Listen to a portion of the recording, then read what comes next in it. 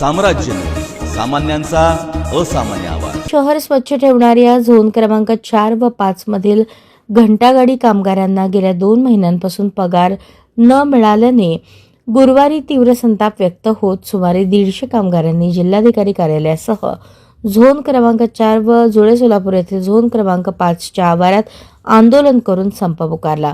महापालिकेने घरोघरी कचरा संकलनाचा मक्ता खाजगी ठेकेदारांना दिला असून त्यांच्यामार्फत कंत्राटी पद्धतीने कामगारांची नियुक्ती करण्यात आली आहे। मात्र ठेकेदारांच्या हलगर्जीपणामुळे 2 महिन्यांचे वेतन थकले आहे।